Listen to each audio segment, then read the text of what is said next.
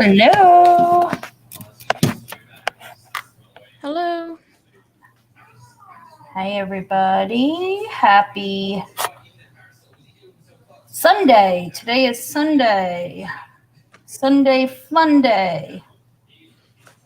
Yes. And let me go to Two Partners in Crime. I just want to go to our channel so I can see it on my phone. How was your weekend? Okay, and I will warn you if you hear a loud noise, my weather alert radio keeps going off because we're going to have bad What do you weather. guys? Oh, you're getting storms? Yeah. I feel like we kind of got. Let me just this. Hold on, I gotta turn this sound off here. We had all that terrible weather all week, and then now it's finally beautiful. Of course, the weekend's over, and it's the start of the work week, and we'll be stuck inside. So I'm going to apologize. Hi, Shalima. Hi, Free Boy Mom. Hi, Gen X. Hi, Criminal Mind. I'm going to give you fair warning that I will have background noise, as you can hear, because our planned naps didn't go accordingly.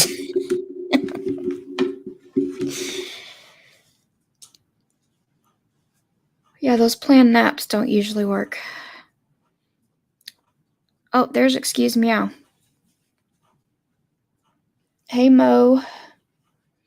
Gen X, Criminal Mind, Three Boy Mom, Shalima.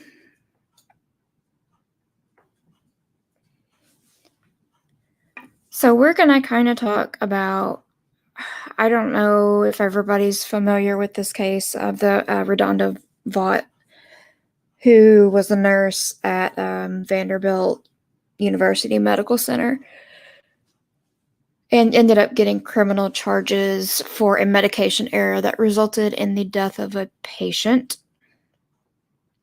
And she just got sentenced on Friday. So we're going to kind of talk about that and how that affects the nursing profession moving forward. And some of the things that happened, because I know a lot of times in healthcare when there's mistakes, errors made, it's not usually one person that makes an error. There's usually a string of things that happen. Because there's a lot of checks and balances in healthcare, and normally whenever something goes really wrong, there's a lot of things involved. There's probably a lot of things that got done incorrectly. Sure, it's a chain reaction, right? It starts. It's not. I mean, I think one of the biggest things that I felt was like so important, which I would think most people recognize, is there's a big difference between like these like horror stories that you hear of these like angels of death type nurses that go in and they think they're doing some sort of mercy, and a mistake, and somebody that truly loves the profession and loves, taking care of the ill and nursing the ill and such, and then something like this happens and it sets a precedence. I do know before the sentencing, but after the conviction, in my place of employment, a memo went out from the tippity top, because it's corporation now, just saying that, we stand behind our nurses. And it really was, I think, to attempt to ease people's fears and reassure them that administration has their back, and that, nobody is targeting nurses for medical errors. Because we spoke on this briefly when it first happened. I don't remember if it was on here, if it was on Naughty about, Vanderbilt is not, without fault. And I'm away from this case. I mean, there's been other serious, what do we call? Oh gosh, I can't even think of the word. Hope. What is it? Sentinel events that were physician or surgeon related, where absolutely no charges were filed. They didn't even lose their privileges or their job. So, I mean, we really have to kind of delve into that and say, why is the nurse the scapegoat here, regardless of the fact that she made a mistake? She definitely made a mistake, and we'll talk about that. But it's a little bit more complicated than that. And unless you, if you've ever worked where you're administering medications, or part of a surgical team, for example, I mean, everybody's goal is to be perfect, right? To do everything right, not make a mistake. But these things happen probably more often than people realize. This just definitely. so much media coverage, and it's because of the criminal charges, of course. Yes. Yeah, and there's she actually made a statement. I don't know if this was after her sentencing, but where she said, quote, "I've lost far more than just my nursing license and my career. When Miss Murphy died, a part of me died with her." And I am very sure that she feels that, because as nurses, we're there to take care of people. And if you do something to harm a patient, it really affects it's devastating. You. It's everlasting. That was during her sentencing when she was speaking to the family of this woman, Mrs. Murphy, right? Murphy's the last name. They Yes. When I was reading an article this morning, it's kind of divided, right? So the patient, Mrs. Murphy, I think her son was very forgiving. So my mother would not want this woman. She was a forgiving person, and it was a mistake and such. But her husband is not. Her husband wanted her sentenced to the fullest extent, and of course, I mean, it's so tragic, right? So he very, very sad. But I think, oh gosh, I'm sorry. Hope you take over.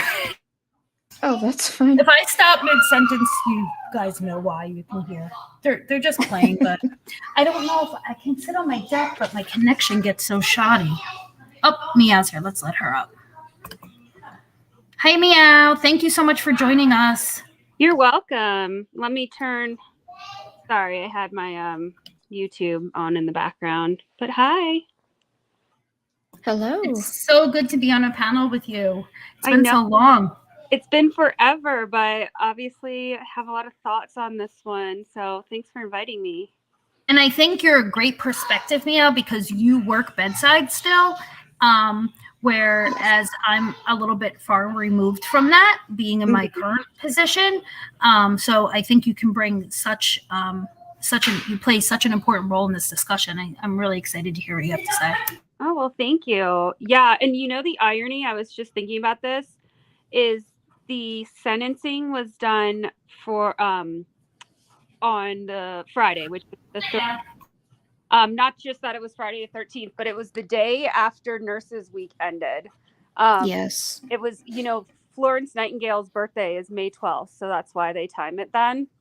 I found that out, the other day, and I'm like, it just goes to show how it is in healthcare. It's like, here's our Nurses Week. We think you're so great, blah, blah, blah. And then it's over. I mean, I'm sure it was just like a coincidence, but it didn't. I know.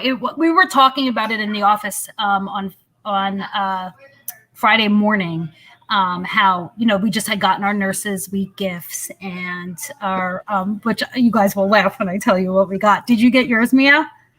No, because I haven't been to work in a few weeks. I'm actually working tomorrow. But okay. So yeah, I work. What's nice about my current position is I'm PRN, and I basically just pick up when I want to around my. Yeah, that's awesome. Yeah. Thank you, 3-boy mom. I got get ready for it. Before we get into the important stuff, I got, all jokes aside, a bento box that says, hero on it or something like that in the Whoa. What's a bento box? A lunch box, but it's not even a lunch box. It's like this wooden box where you take the top, like it's the most impractical thing. Like you couldn't bring it to work. You take the top off and it has a plastic fork, knife, and spoon. And then you take that layer off and it's like a space to put food. And then it's almost like one of those Russian dolls where a piece fits inside a piece inside a piece. So we got that bento box. That's what we give my daughter has a couple of those for her lunches. Yes. Yes. You can put it in the kids' lunchbox. And then we also got, but the one we did get a Yeti water thing. That's nice, but yeah, so that kind of made up for it. But I know some other of the systems, they gave their nurses $100 Amazon gift cards and things like that. I'm like, geez. Last year we got chocolate covered fruit, and it came out. I didn't even get one, and I don't even like chocolate covered fruit. So I'm like, what is this? This is dumb, but.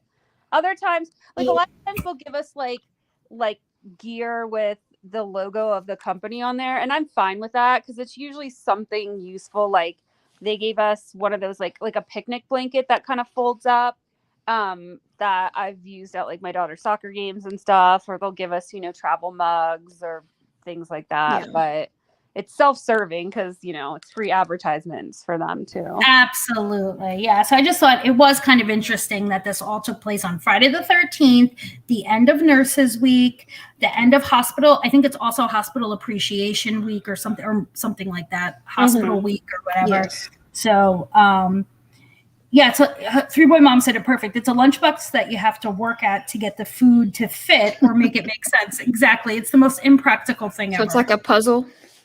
Yeah, it's like here. Perfect. Yes. It's like very much a kind of like I would be like, okay, this is just something to sit on my shelf. Like maybe you would use it occasionally, but it's sort of, they probably got a deal on it. So do we want to start by kind of telling what our backgrounds are? Sure. Kind of what we have experience in and go from there. Yeah, that's fine with me. Okay, you start. Okay. So I've been an RN since beginning of 2008, I think. And my background is I did ER for quite a while, like 4 years, at a level 1 trauma center, really big hospital, like over 900 beds at this point, huge.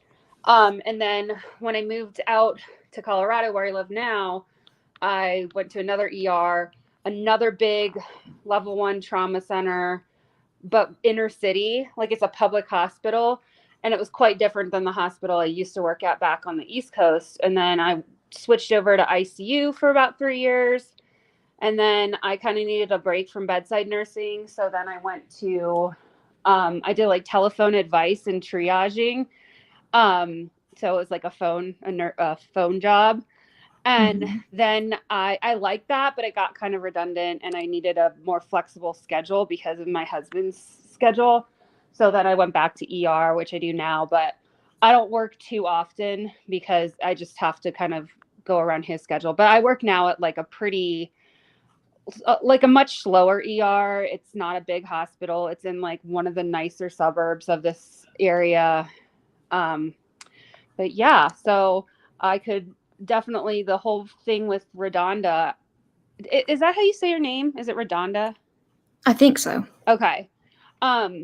I've, been in positions where I've given both those medications, especially bad. We get that quite frequently, actually.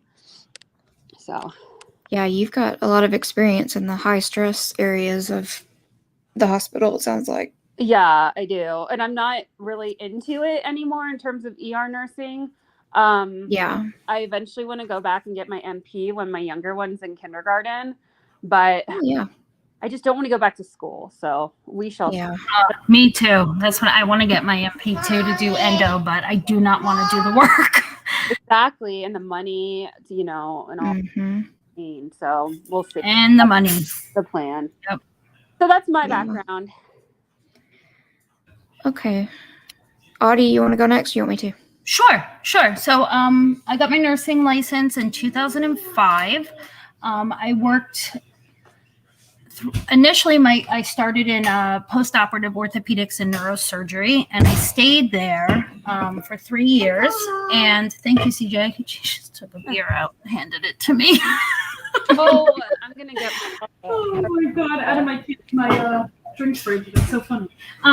So I was there for 3 years. I also moonlighted. I really enjoyed a lot. I would do like the house RN for assisted livings. I worked in a long-term care facility. I would go in and pick up a shift on my my days off. And then I then kind of went into a niche or a specialty program, and my hospital was starting an outpatient diabetes education program, and I took the position as program coordinator, and I've been there ever since. So now I'm working a little bit more of an administrative role, but I still have patient care, but it's very, very different. It's a lot of education, and it's mainly all education. So, and we're doing, Don't talk, mommy. Yeah, I had to come downstairs because my daughter in the background. Sleep. Yeah, and we're mainly doing, so I do like a lot of in-person counseling and telemed, which has been really cool because it's given me the opportunity now, and this was kind of a gift from COVID of all the terrible that came from it. I now can work from home some days, so that's been really nice, and that's where I've been, and that's probably where I'm going to stay for now. And that's like kind of going back to talking about getting your NP. I would like to eventually do that and be able to work alongside an endocrinologist. But, you know, when the time is right. Yeah. Okay. Yeah. Well, I became a nurse in the year 2000. So I guess I'm old. And I started out on a pediatric unit. I'm in a small town, so it's not a very big hospital. We do have 2 hospitals, but they're very small. And then I went into being a circulator in surgery, which was an interesting job. And I worked there for 5 years. Then I went to a bariatric unit. Well, we were kind of a catch-all unit. We were bariatric telemetry observation unit. Stayed there for a while, and then I went into case management, which a lot of people have no clue what that is. But it is basically reviewing charts to make sure that we are Medicare compliant so they don't take money from the hospital. And then I went into hospice nursing, which was my passion. Love it to death. Did that for about 5 years. Have some health problems, so I went back to doing case management, and I did that in the ER and ICU and CCU. And as of 2020, I'm now on disability for my lupus, so I'm not working anymore. See, I wouldn't mind. I think case management sounds like something, at least in the interim, I'd be interested in. Because, I mean, it's like, what's so crazy about so many nurses is you hear so many being like, this is a great job. You're not having to do the bedside. And it's like, I mean, the bulk of nursing is bedside nursing, and it shouldn't be where nurses want to be nurses still, but they don't want to actually have to be hands-on. But I feel that way, and I know a lot of people do. You just get burnout, and it's too much pressure, and then you have the liability and the ever-growing, they keep putting on more tasks and more busy work and busy paper charting and documentation and all that. So it's funny because nursing school, they don't teach you anything about case management, and it is so important to the hospital. And I have learned doing case management, I have learned so much, and I review charts and I see so many things that get missed and mistakes that are made because I was looking for criteria for Medicare, and you find things all the time that are mistakes. So right. And they don't, my nursing school and none that I know of actually they don't really teach you about documenting at all. And I feel like it's one of the most important things to do. I mean, I don't know about you guys, but I've had to give a deposition before when someone sued the hospital, and they, and Audie knows because I got her into watching some of these court cases, although I haven't seen her around those parts, but you know what I mean? You learn other, like, opposing attorneys will just grill you on whatever and stuff that, like, they'll ask you about your charting of a case that's like 4 years old. And I'm like, I don't remember this person. And they just act like you do, and they rely solely on your charting, and it can save you or it can break you. Like, it's just like so important, but it never gets touched upon. No. And I think it's also, which I think will be an important part of today's conversation, is to understand that nurses work under the guise of physician orders, right? So we're not autonomous in the sense that we're not making certain decisions, right? So they have to come from a physician or an MP or a PA, or surgeon, whatever. And our role is to carry out those orders and ensure that the patient's needs are being met.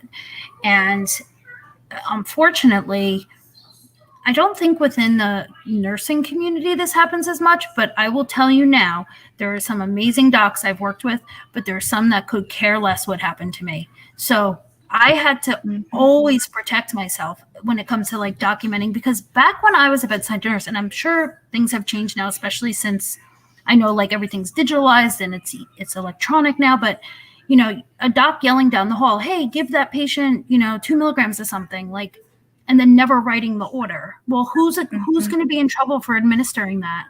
You are, because there's no written order. Like, you see what I'm getting at? Like, you have to really protect yourself and protect your license, because unfortunately things can happen. And what happened here with RaDonda, I do remember watching some of the testimony, and I do think it was a med error, that was clear, but there was, I also think, correct me if I'm wrong, wasn't it also a telephone or a verbal order?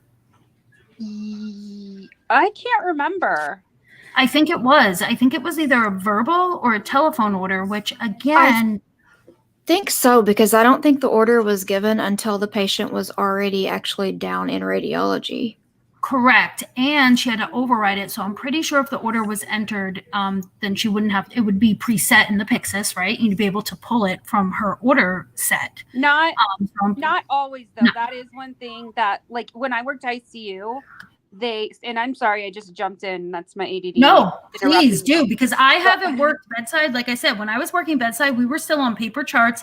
I still had a med cart full of meds, and I could pretty much take anything out that I wanted. There was nothing like safeguarding us at all. I mean, I'd have to witness a waste, that was about it. Well, yeah. And so now, I mean, what is great is the fact that, you can skate, like, even a few years ago, you weren't scanning meds before you gave them. You were just double checking with, your own eyes. But so in the ER, the orders, even if they're placed through the computer, they don't populate into the med machine. We use a Pyxis. I've used one called like a SureMed or something. But when I worked ICU, they did. So that's where it comes up. Like, a lot of these areas where they're not inpatient, such as like radiology, where that one patient with RaDonda's case was, there's going to be no MAR populated. And MAR is what does that actually stand for? Medication Administration Record, I think. Yeah, correct. It doesn't populate. So that's unfortunate in a lot of ways, because this error would have probably been avoided if it was. But I guess it's just actually the timeline, the order for the Versed was put in the computer at 2:47 p.m. and verified by the pharmacy at 2:49 p.m. So it technically should have been available under the patient profile at 2:49 p.m., but it wasn't. So the override was at 2:59 p.m. And I think, if I remember correctly, weren't they doing something with their systems? So there was like a lot of overriding and such going on, because they were in the middle of a conversion from one EHR to another, or something, or one Pyxis machine to another. Something like that was going on, where there was like a lot of these, I don't want to say false alerts, but they had to do a lot of this overriding to access meds anyway. If I remember correctly, there was definitely some sort of system change happening at the same time as this unfortunate event. Yes, I remember hearing about some sort of conversion.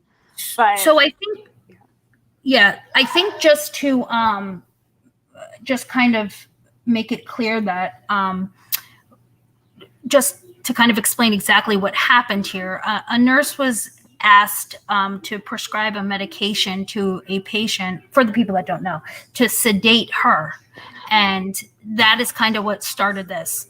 And she had to go to a machine that keeps the medications all locked up, and you have to go through a couple steps to access the medication. And that's where and then if one of you want to take it from here. Sorry, hold on. You were saying, oh. I actually wrote down a timeline today because I was trying to. Perfect.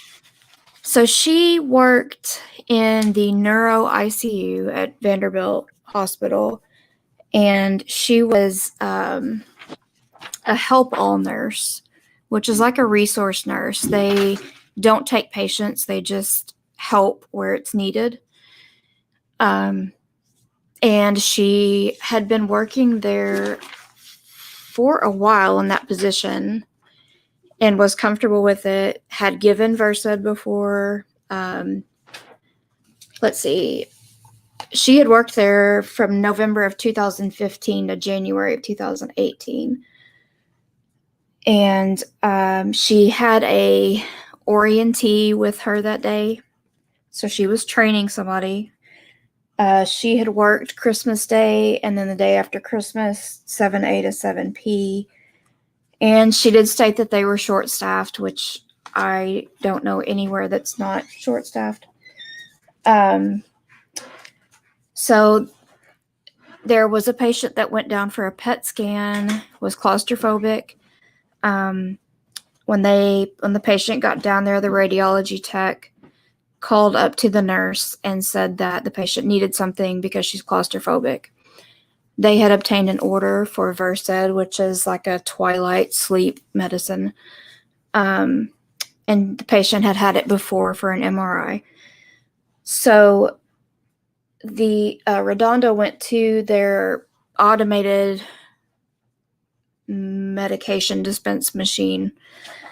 And what you do is you go in under your patient's name, you find the med that was prescribed, all the orders go in there. Well, she says that the Versed wasn't under that patient profile. So she typed in the first two letters of the medication name, which was VE. And that pulled up, I call it VEC because I can't say the word.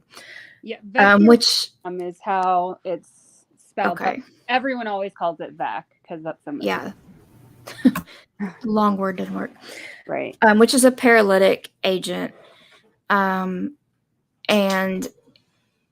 it's kind of terrible because the way that it works is it paralyzes the smaller muscles first, like in the hands and the face, and then it progresses to the larger muscle groups with the extremities and then into the trunk where it paralyzes the lungs eventually. But so when she saw the VE, she picked the first med that came up, and this was an override, which happens a ton, especially in intensive care units and ERs.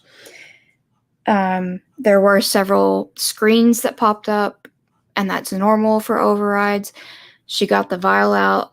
It was a powder that she had to reconstitute, so she had to read the bottle for directions to reconstitute. And Versed comes as a liquid, so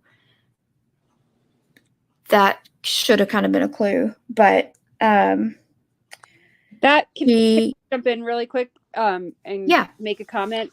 That is probably the part of the whole story that bugs me the most, or maybe not bugs me, but surprises me the most, is that a nurse who is considered the resource nurse, which in all the hospitals I've worked in, that's not the position that you put like your most inexperienced newbie, not very strong nurse. You put the strongest ones because they're like the person that's going to help the other ones when they need not just like actual tasking help, but like knowledge help, And I was really surprised that it didn't trigger something in her mind when she had to reconstitute the VAC. Yes. Because, nurses, especially if you're working in ICU, are going to be giving Versed a lot. And that is one thing that really sticks out to me. But again, maybe if you're just in autopilot, but anyway, sorry, I didn't mean to interrupt, but that No, you're always fine. kind of gets me. Yes. Yeah, and especially she said that she had given Versed before many times. So Sure. So she went down to radiology. Her orientee was with her. She gave the medication and left the patient in the waiting room down there. Now, this is another part of the story that there's issues, because what happens is the patient goes down, they're injected with a dye that has to be in their system for an hour before they do the scan, and they are basically placed in this patient waiting room where there is cameras, but they're not sharp enough to catch if a patient is breathing or not. So after RaDonda came down and gave the medication, she didn't stay to monitor the patient. She went back up to the neuro ICU. A transporter happened to come by about 30 minutes later and noticed that the patient wasn't breathing. And from there, a rapid response was called, turned into a code. She was revived, but she did not have a brain activity, so they made her comfort care and extubated her. And didn't they not? So my understanding from the end of that part too is that it was the mistake was realized pretty quickly by Yes. I think the nurse that was this patient that passed away, the primary nurse for that patient, the one Yes. that RaDonda was helping out, because she had saved half a vial because she didn't use Yes. the whole agent. And they did their whatever internal investigation and all that, and she was very forthcoming, as far as I know, admitted her mistake, did this, that, and the other, worked with the investigation, and it wasn't found out until I want to say months later. Yeah, she actually filled out the Veritas report, which is a mistake report, that any mistakes you make, you have to report them. She filled that out at, I think, around 4 p.m. So, like, pretty quickly she did that. The hospital did not report this death to the state, and risk management was questioned about that, and they gave the excuse that they were following some 2009 state law about what needs to be reported to the state, and that this wasn't one of those, which is crazy to me. Right. That's that's on the hospital, but the hospital gets away with, none of them are being held responsible in any way, except they did settle out of court, I guess, with that patient's family. But it goes back to how easy it is to throw a nurse under the bus, because hospitals, the whole saying, and I've never really quite understood this, is doctors are considered like money makers for the hospital, whereas nurses are expenses. Like, we're not generating any revenue for the hospital, which I disagree with, because isn't a hospital, like, they do all these surveys and they're like, this hospital is great because they have great nursing care, they have magnet status, blah, blah, blah. You get great care from the nurses and blah, blah, blah. So wouldn't that be like a generating piece? Like, you're not going to want to go, if you can help it, to a hospital where the nurses are either not very intelligent or rude or whatever.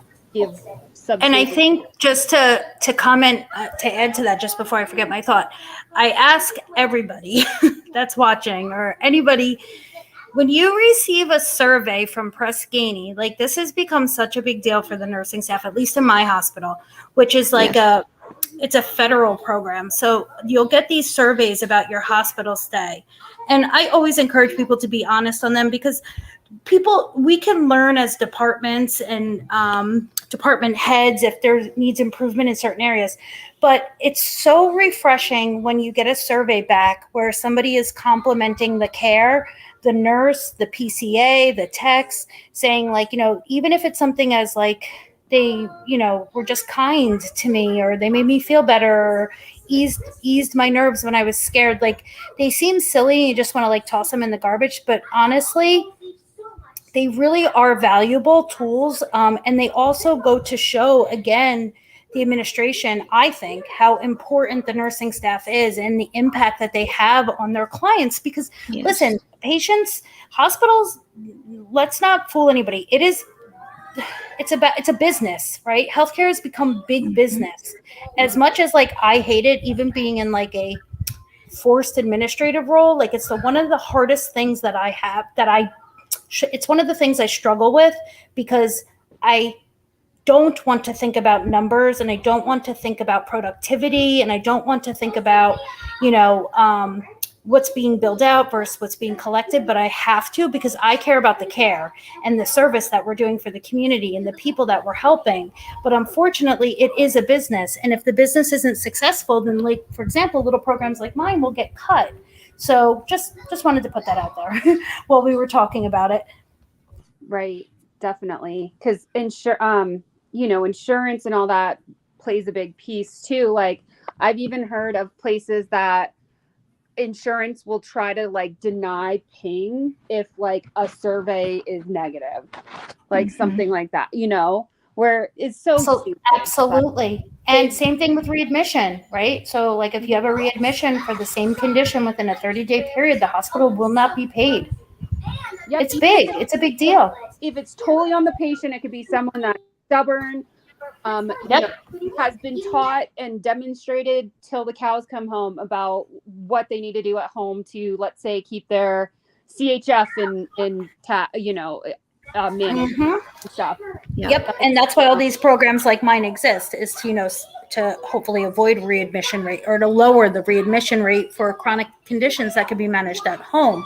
I did put up the picture, I think everybody can see it, of what from the evidence, what the VEC looked like coming out of the Pyxis machine. So if you want to just explain a little bit about what we're looking at. So that's the vial. Obviously, the vecuronium bromide is the, you know, full name. And then what you can't really tell in that picture, it's not going to be a liquid in there when you first get it. It's just going to be a powder sitting at the very bottom.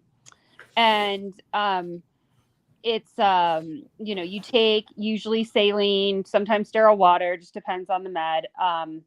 And you put usually, I don't know, maybe like something like that. I think if that's a 1-to-1 reconstitution, it's probably like 10 mLs, which is like your standard syringe of, you know, a flush. We call it a saline flush.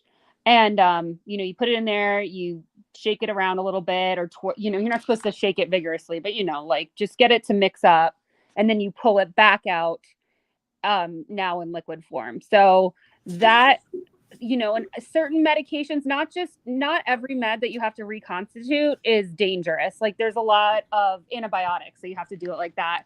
It's probably for, you know, reasons that it's more stable in a powder form and whatnot. But that little, you see the warning paralyzing agent, that's another big sticking point for people that are criticizing the nurse's actions, saying, well, then she also should have seen this warning paralyzing agent. I mean, yes, but the thing is, lots of different medications do have various colors on them, and certain manufacturers will make things differently or repackage them a certain way. Especially now, this happened in 2017, correct? Yes.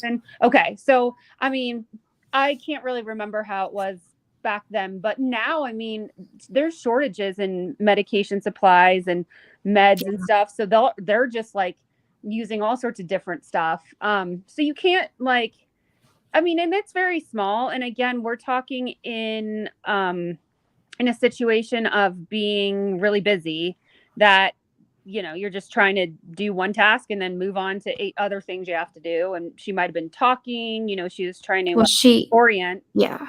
So she said she was distracted because I guess her and the orientee were going to do a swallow study on somebody. And so she said that she was having conversation with him about what the swallow study entailed and why they did it and what, you know, all of that. So she did have multiple things going on in her mind, and you get into this routine, and like, it sounds terrible to other people, but as nurses, we understand that when you have to override things, it just kind of is autopilot. Like when you're driving, does that ever happen to you when you're like trying to drive to the store or something, and then next thing you know, you've like turned another way, and you're like, wait, I was trying to go to this area, and now Yes. I'm driving like I'm going to work this way. Yep. Where your mind just sort of takes over with certain tasks. And that is a problem in nursing. And that is why they try to design it where they have these measures in place, these stop guards, like the red, whatever you call that, cap, and the warnings. But the problem is they're overused.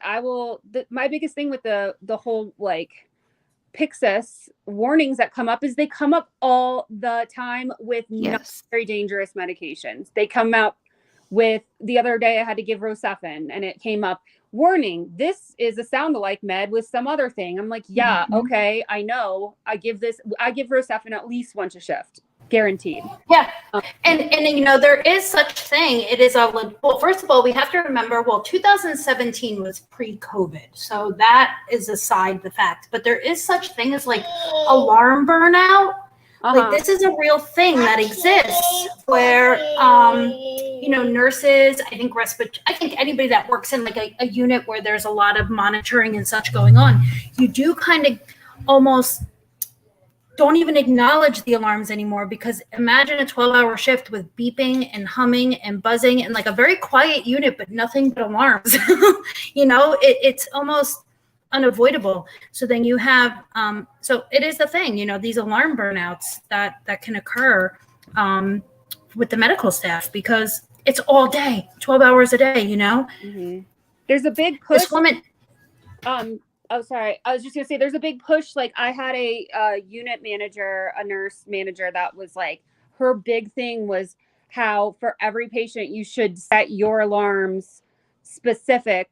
If you turn off a monitor and turn it back on, the factory settings are going to just have like, any heart rate over 120 or below 50 ring. But some people, like, I don't know, if you had Lance Armstrong in your unit, his resting heart rate is probably like 30 or something because he's so athletic, like a lot of runners and stuff.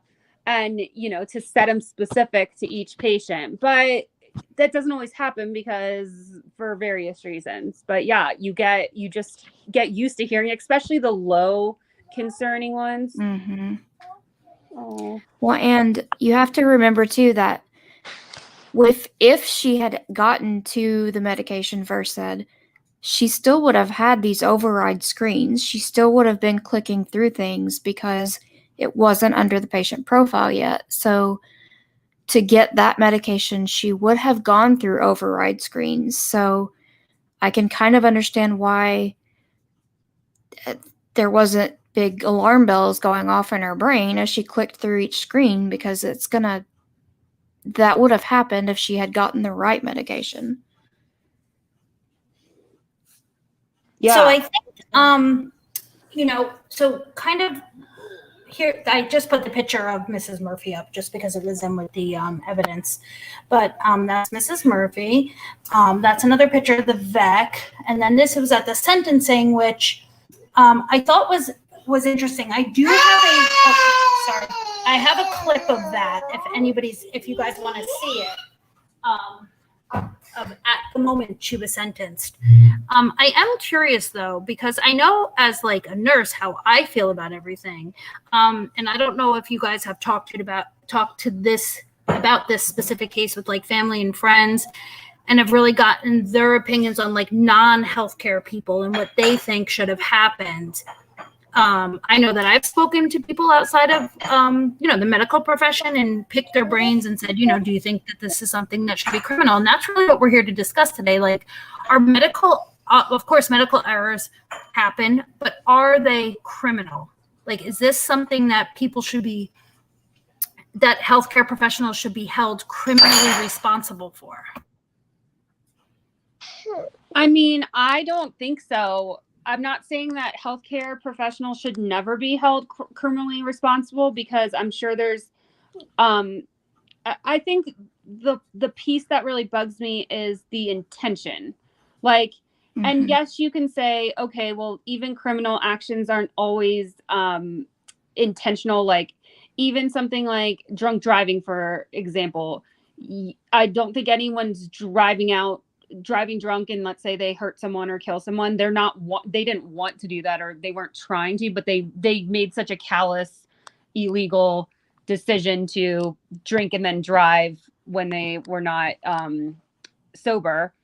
Yeah. But like with with this, I just don't see the piece where it's so, especially because, I mean, let's take, for example, let's say she tried to hide it. Like, she tried to pretend she didn't do it, blame it on someone else. I don't know, whatever. Then maybe that would bring in some criminal type, what's the word I'm looking for? Act, I guess, if you will. But she didn't. Yeah. It was an accident. And yes, it was a negligent, I guess you could call it negligence, but that still should be a civil thing, I think. Like, it wasn't just so, and it wasn't like she did it over and over and over again. We're talking one isolated incident. You know what I'm saying? Like, I just don't. Yeah. Yes, I think that's a great point. She's not like a habitual, I don't even want to use the word offender, but she's not somebody that has a history of like med errors and mistakes and, providing poor care. Like, there's just no evidence to support that. Right. And I think the first person, like as a nurse, or it could be a nurse, it could be a PCA, it could be a doctor, a surgeon, but the first person in healthcare to say, I would never, or I could never, or this would never happen to me, is that is probably one of the, and I don't even want to say dumbest, but it is one of the dumbest things somebody could say, because let me tell you something, working in a high pressure environment, taking care of people, very, very ill people, anything can happen. I mean, you just don't know. I mean, you go into work every day hoping that you're on top of your game and you're doing everything in your power, but things happen. And the first person that works in this line of work to say, no, not me, I'm sorry, you're setting yourself up for failure, because it can happen. I mean, it doesn't have to be a med error. Things happen, getting somebody out of bed that shouldn't get out of bed and they fell. I mean, it could be something like that, or, sending a patient to x-ray to get an x-ray that didn't need an x-ray. I mean, things happen. People don't realize how often these things happen. I think the scariest nurse is someone that doesn't think they could make a mistake. Exactly. Perfect. Yes. It's the person that doesn't think they can make a mistake. Perfectly said. And also, I think another really important component of this is reporting the mistake. Right? So I thought about this. Okay, CJ, hold on. I thought about this the moment it happened. You could probably hear my background too. So yeah, I was going to say it discourages people from from reporting mistakes. And reporting a mistake, something like this, is very serious. But there's other mistakes, like if you don't report it, something bad can happen. But by reporting it, it can be avoided. But this scares nurses, I think, from reporting. Yeah, it does.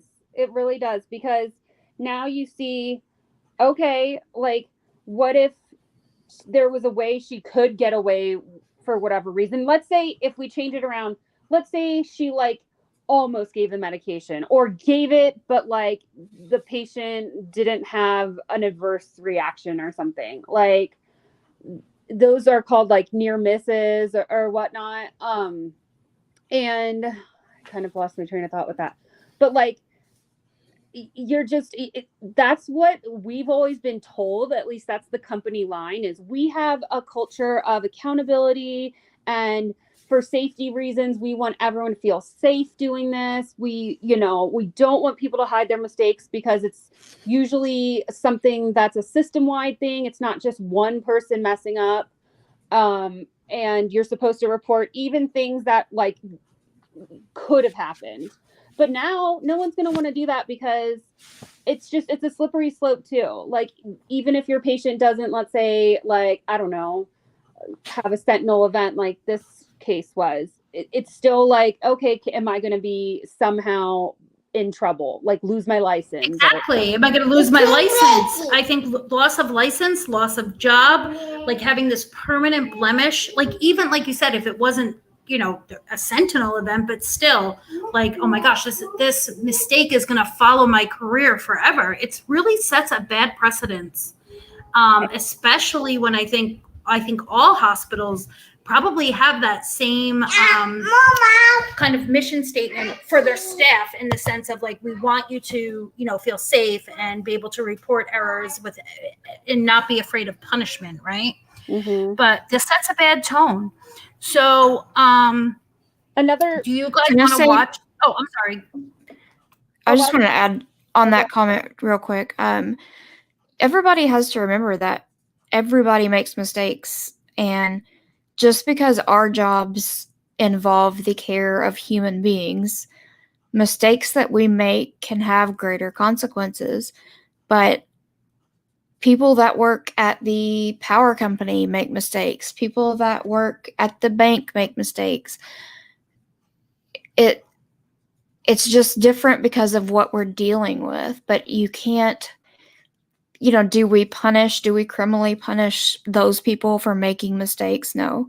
And I understand somebody lost their life, and I'm telling you, as a nurse, she is going to beat herself up about that for the rest of her life more than any punishment she gets. yeah, absolutely.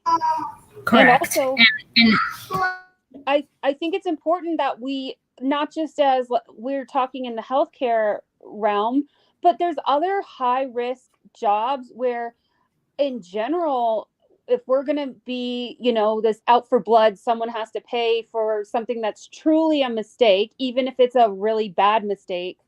And again, that's, to me, that's where civil court comes in. And, you know, licensure and the board of nursing. But like, what about like with airlines? Like, what if you get into this thing where you, as whatever you do with an airline, whether you're a pilot or a mechanic on a plane or something, like maybe mess something up and like you catch it.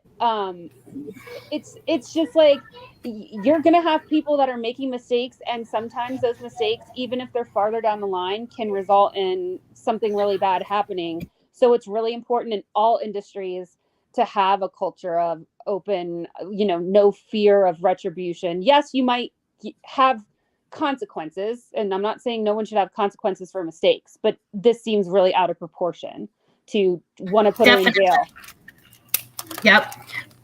So let's see. I think I have, if you guys want to see it, I have the sentence. It's a 2 minute and 43-second clip. I hope it's the right one, of the sentencing, which there was a ton of nurses from around the country. I think nurses and lay people that came out in support of RaDonda. They really were rallying for her. You know, and I think it was kind of apropos that it was Nurses Week, you know, and you have all these nurses wearing purple and supporting her outside of the courthouse. Do you guys want to watch that now? Sure, definitely. Yeah, because I think it's important to talk about the sentencing, because I really am curious what people think. Like, I know what we think because we've also talked about it somewhat, but I'm very curious of what everybody else thinks about the sentencing. Was it just, unjust? Like, even in the chat, do you think that what RaDonda did, do you think that it was criminal? Like, I'm very curious what y'all's opinions are. Was it criminal, or do you think it was a mistake? All right, let me get into here. We'll do this. Okay, you guys, I'm still new at this, so don't judge me for my terrible screen sharing. I should have had it. Okay. Let's see.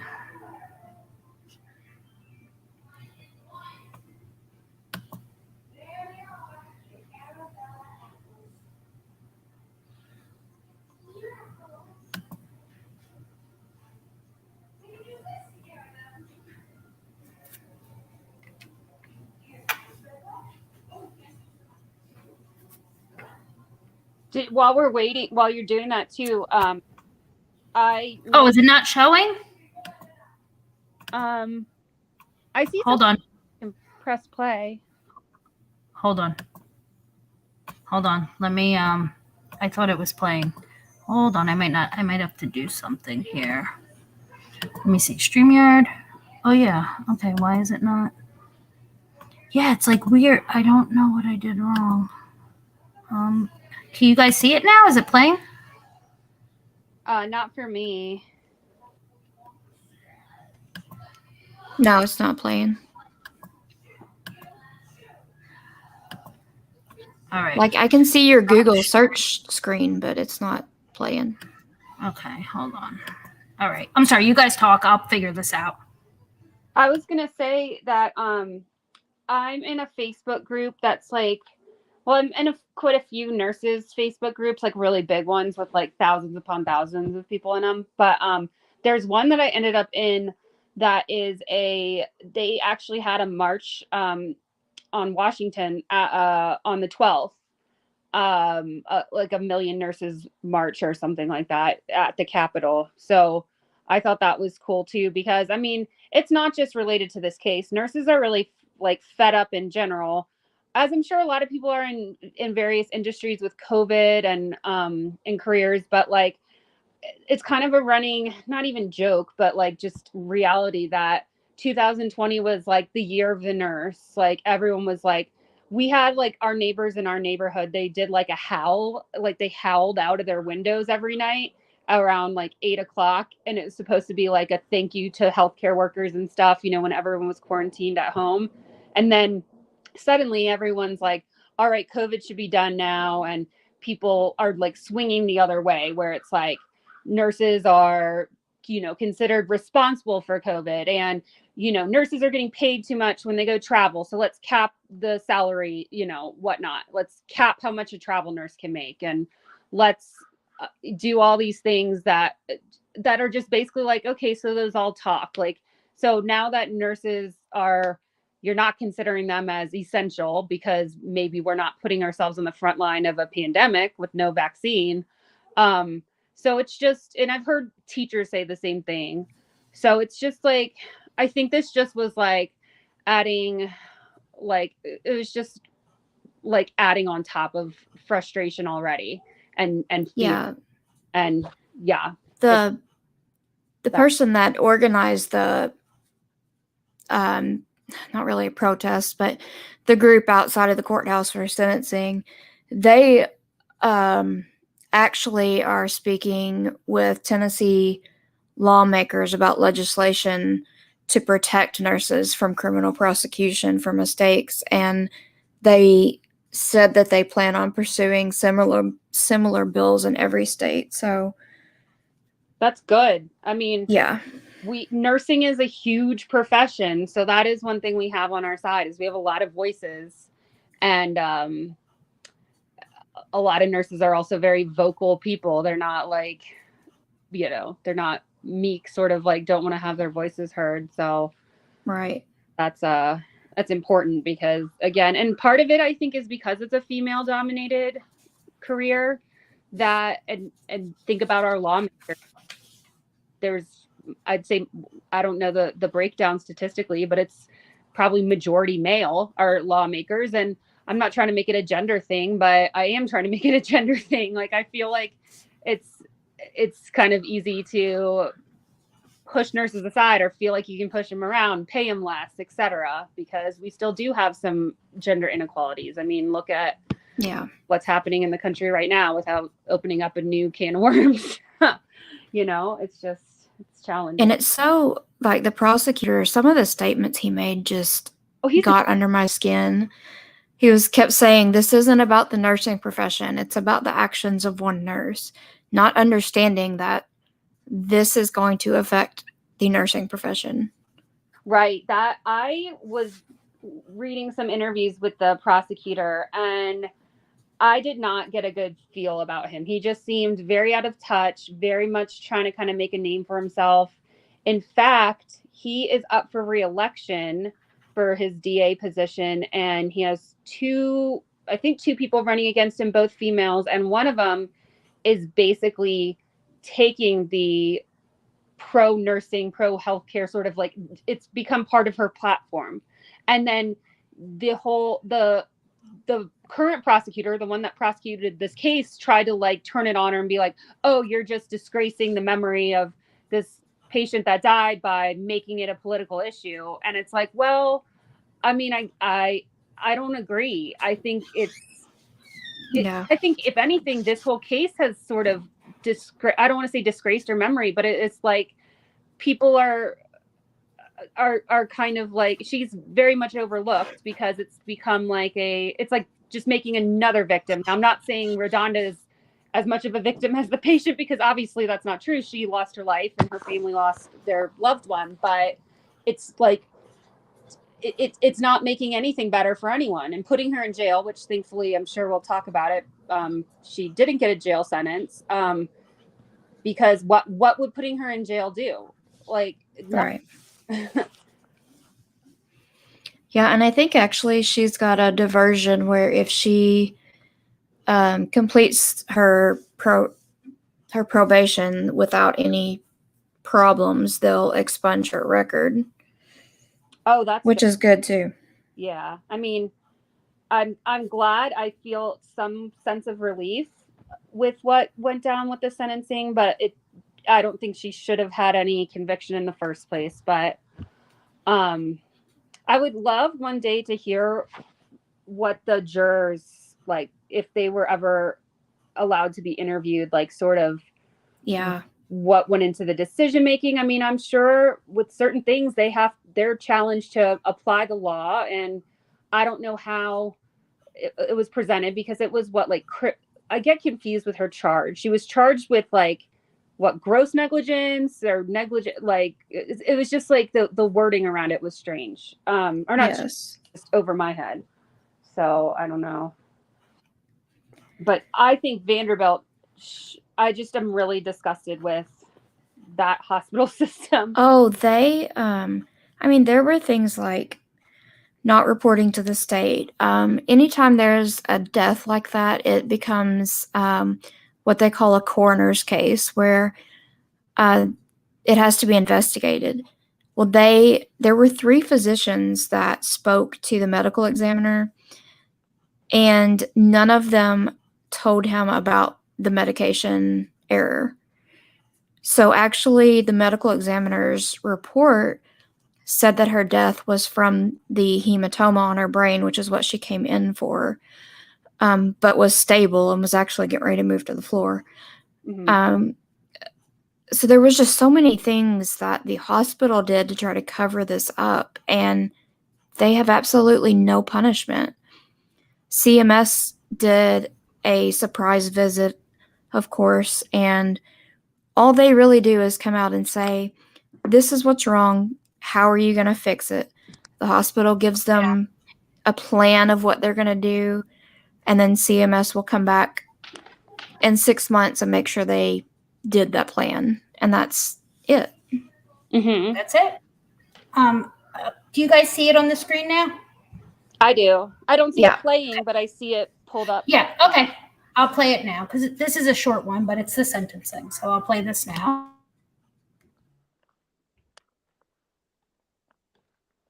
Of diversion in this case. Court therefore finds that judicial diversion is appropriate and will enter an order today placing the defendant on supervised probation for an effective period of 3 years, and will defer entry of judgment pending successful completion of that probation. And that will be the order of the court. All rise. Court stands adjourned until Wednesday morning at 9 a.m.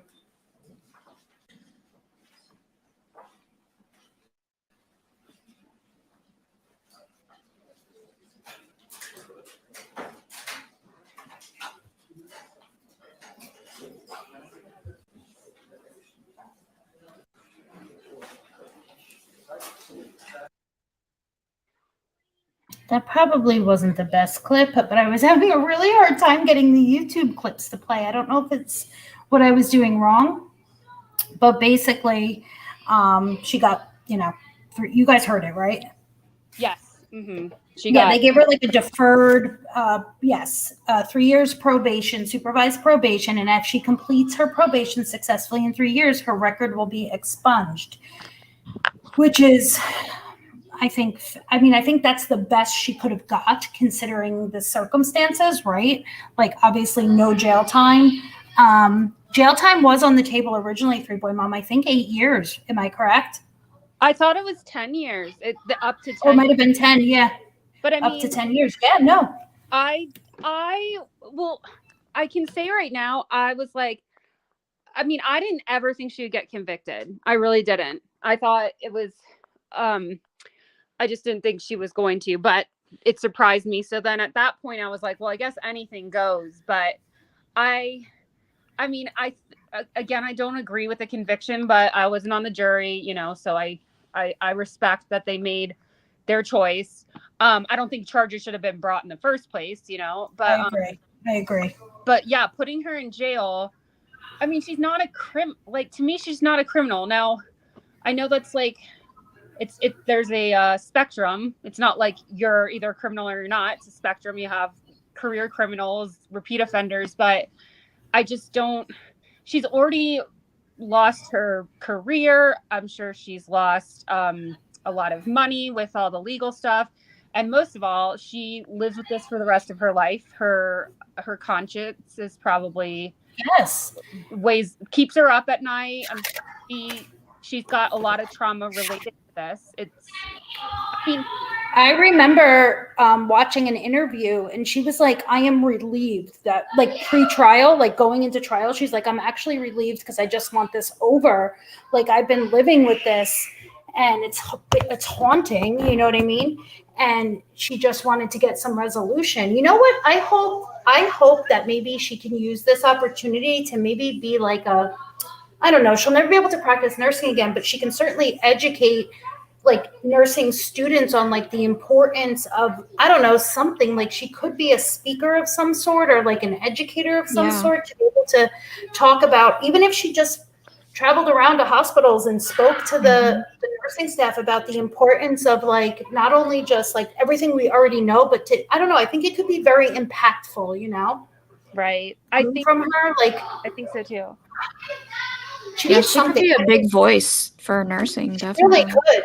And I think like she's got a lot. I mean, I know like this may mean nothing to some people, but there's some pretty big like content creators, like especially on TikTok, that are a part of the medical profession, that like really big content creators that have rallied behind her and like wanted, you know what I mean, that support her. So I think there is a opportunity there to take something so horrific and sad and terrible and turn it into like a teaching moment, which I know sounds like so cliche and stuff, but what can she do? I mean, she needs to have a life. I mean, sure, she can go find another profession, but when you become a nurse, you become a nurse because I really believe like most of us, like we don't do it because we couldn't think of anything else to do. Like, you know what I mean? It's a calling. Yes, it's a calling. You didn't just like wake up one morning and be like, oh, I've decided today I'll give nursing a shot. Like I knew I wanted to be a nurse from a pretty young age. I think that like even my mom, I remember her telling me like, really, that's what you're going to go to school? You want to go to school to be a nurse? Like my mom couldn't believe it. I mean, she could because she thought, I was always kind of like a caregiver, but she never thought like, I don't know. I just remember her being like pretty surprised about it. And like it just is. It's not. I don't know. It's just different. So there is one thing. Like I couldn't imagine doing anything else. There is one thing I want to mention though, and I kind of understand this perspective. I think it was a nursing professor of mine that said, yes, a lot of nurses feel called to be a nurse, and like Finding Hope had just said that it's a calling, and I think a lot of nurses feel like that. But the problem is, when people start thinking of it like, oh, bless you for being a nurse, it's a calling, you're an angel, it's almost like treated as like, well, if it's your calling, like it's like you have to do it. Or does that make sense? Like then they justify not paying as much, not treating them as well. It's like, well, this is your calling. This is like what God put you on the earth to do, to be a nurse, to take care of people. And then in that, I don't know if I'm articulating this as the right way, but what it's like kind of treated less like a career. Like, I don't do this because I'm bored and I have nothing else to do. Oh, yes. I I know what you ultimately mean. want to Yes. get paid. Like, It's not like getting a calling to the convent where you're like giving up your life to the right. church because it's what feels right.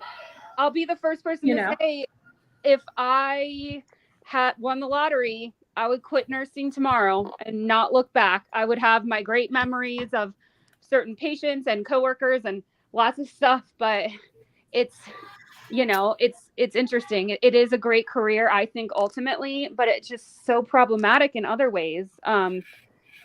For it is. I mean, it can be really daunting. Like I said, I'm in a unique position, I think, because I am very. I mean, we all do. Like once you find your niche, like I feel very fortunate that I was able to find a position even before I had children that was like a Monday through Friday, 9 to 5. Like it, I mean, I think police officers may have similar experiences, like the heavy shift work, the overtime, the end of the shift ends at 7:30, but you're there till 9:30. Like nothing ever, like it's a lot of hours. It can be stressful on your family. Like, you know what I mean? Then you come home with the stress from work. Like, it isn't all like just going into work with a big smile on your face because you're ready to heal the world. I think as a new nurse, you feel that way. Oh, yeah. I remember being a new nurse and wanting to fix everyone. I'm sure you. I miss it dearly. Yeah, well, I think that you're in a unique position as well because you like. I think I would miss it, like you said about winning the lottery. I don't know. Like I've said this, we've had this conversation. Like even at work, I was like, if I ever win the lottery, like big money, like I'm talking the mega millions or something, I think I would just rename. I would want something named after me, and then I would like come in once a week and like oversee how everything's doing. Like name the diabetes center after me or something. I don't know. And then I'll give you a bunch of money.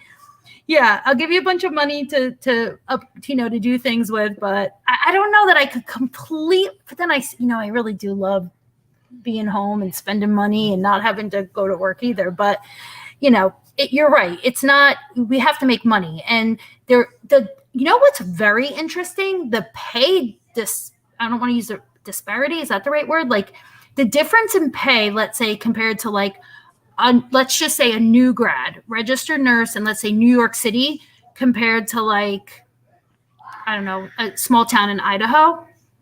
Right. I'm just using that because I'm thinking of like a rural area, and I understand that the patients may be different that you're seeing, but it is big. It is a big difference. For sure. It's like, and I mean, I know cost of living comes into play, but where I live, the cost of living, I mean, I know everywhere, inflation, blah, blah, blah, but like, of course, the pay really, it's not, that's mostly why I work PRN, is because I live in an expensive state and it has grown so much in terms of like people moving here, expenses going up, housing prices are just through the roof. I definitely couldn't afford to live in this area if I had trying to buy a house right now. But the salaries haven't, and they're like, oh, it's Colorado, it's beautiful. We call it the mountain tax. I've heard people say that, where you don't get paid enough. Mm-hmm. But then you have children, and it's a very hard field to find. If you're working, your 3/12s type schedule, which a lot of hospital nursing is 3/12s, but it's like overnights or weekends or holidays, Christmas Day, New Year's Day, etc., that you can't find good childcare. So you're either having to like pay a nanny, which like nannies around here charge like $30 an hour. I don't know how much they charge. Yes. Exorbitant. No, I'm telling you, it is. You're not exaggerating. Like it is. The childcare for that type of shift work is, people don't think about that. Like you can't use a traditional daycare setting. I mean, you can but then you're paying somebody to drop the child off, pick the child up. Like it's not, it is something that people, I don't think, take into consideration when they're like, what I mean? And you can't, like, you have to work on Christmas. My husband is working in a field that he is, he's a firefighter. And so he has to work all these weird schedule stuff. And we don't have family around here. And it's like, okay, I would really have to have like a live-in nanny. And even then, can I get my live-in nanny to watch them on Christmas if we both are told we have to work on Christmas? Like, it's very it's hard that the pay difference, like even if you're in like a rural area, like I don't know, BFE Kansas or something, it's still expensive to live in general and to have kids and young families and try to manage this weird sort of type profession that's not your 9 to 5 or your 8 to 4 type. Did you I work know when 12-hour shifts? Oh, Yes, whenever my kids were all little, it was actually, if I worked full time, I was going to make the same amount as working part time because I was going to pay so much in childcare. yep. So it was like I Right. can work full time and my kids can be in childcare all the time, or I can Yeah. work part time and be home with my kids, and the pay was going to be the same either way because of the childcare cost. Sure. So your take home in the end after expenses Right. was going to be the same. I mean, I was looking like, and again, I know this factors into it. Like, obviously, the day I was hired, the starting rate is much different now. But like, my starting rate when I was hired as a nurse is the same as that we're hired. Just happened to be hiring a new like secretary, so to speak, administrative assistant, secretary, somebody that answers the phones and helps with some of the billing stuff. You know, it's an important role, but the starting hourly rate for that is the same now as when I was hired as a registered nurse. Wow. Yeah, it's definitely changed. So, I mean, I did mention this to my direct manager. I'm like, wait a second, I think I need a raise. Like, wait a second, this isn't making sense. But that's the reality. I mean, our minimum wage in my state is right now, I think it went into effect, but I'm almost positive because I see the signs outside of like McDonald's and ShopRite, like the grocery store is $16 an hour. That's minimum wage. $16 an hour. When I was a CNA, I made $12 an hour. When I was a CNA in nursing school, I made $12 an hour. Yeah. Well, you know, where I live, paramedics are paid less than working at a fast food restaurant, like private That's ambulance mind-blowing. companies, even ones that have ACLS, like paramedics. They might not work for a fire department because they do have private ambulance services that, you know, need a paramedic. They are paid less than if you were to go up the street to, you know, whatever fast food restaurant and get a job there. But yet the responsibility, because, you know, we were talking about nurses here, but the same type of thing can happen with a paramedic, with a respiratory therapist, with other, like, I guess I call them healthcare adjunct sort of positions, or, you know, healthcare workers, because they are. And, you know, what's the worst thing that someone at McDonald's is, and I'm not knocking people that work at McDonald's, I'm just glad people have jobs, because that's great. Yes, and they don't have somebody's life in their hands. I mean, respiratory therapist is a very interesting, like, I never really thought about it much until like later on in my career, like thinking about their role, which is a whole nother topic, but it's a very interesting, very risk, like, I feel like there's a lot of pressure. I mean, they're in high stress situations, and I mean, think about it. I mean, they're intubate, like, it's a lot. You talk about having people's lives in your hands. And I wouldn't even know what a respiratory therapist makes, to be quite honest, or an x-ray tech. But I remember, like, you know, being in nursing school, and some people were doing the rad tech program or the respiratory therapy programs. And, you know, it's interesting. That's for sure. I think they get paid pretty similarly to nursing. I would think so too. I'm not, at least RTs. I'm not sure about rad techs. It could depend on like if they do, like, our rad techs at our hospital are all cross trained, I believe. So you don't just have the x-ray technician. They all will do the CAT scans as well. I think most of them do MRI as well, but maybe not, but at least x-ray and CAT scan. So they I was gonna ask you that, Meow. Yeah. When y'all had patients that, when you worked in ICU, that went down for testing, did y'all not have to stay with them? Because at our hospital, they do. Yes, actually, I meant to bring this up because that is one thing that I thought about too. If you're an ICU patient and you are being, you have the test ordered, you're supposed to be monitored by a nurse. But Yeah. the one thing that came up is someone had said she was going to be downgraded. And what might have Yes. actually been the case, I don't know this for a fact, I'm just speculating. But like at our hospital, we would downgrade patients. They're in the ICU, and then the doctor comes by and says they can go to the floor. They don't need ICU status anymore, but there's, let's say, no floor beds available, or, they have discharges. So they board in the ICU while they're waiting for a bed. I was wondering if she was in that situation, because that Didn't sound like it from what I read. I know that she was going to be, but it didn't sound like she had been yet. And so that's why I was curious why she didn't have someone with her the whole time. yeah, I mean, I would think that if she was still considered ICU status, then they would have to have a nurse down with her, not just to go give the med and wait. Like, even if she didn't get a med at all, she would have technically was supposed to have someone with her. Yeah. At least watch vitals and stuff.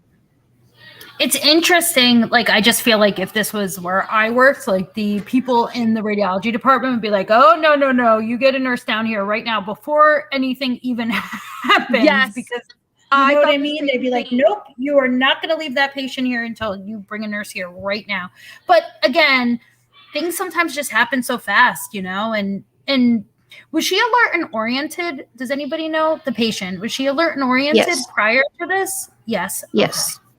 So, well, at this point, I mean, now RaDonda has the rest of her life to kind of decide what she's going to do with herself, as far as like, and I hope it's maybe she just wants to disappear and not be part of any sort of, she doesn't want any attention. I don't know, that may be the direction to go, but feel so burned by the nursing industry that she wants like nothing to do with it, or healthcare. Sure. If I were her, I don't know if this is like if she could do this or not, but I would want to take some sort of legal action against the hospital. I don't know if it's possible. It probably isn't, but like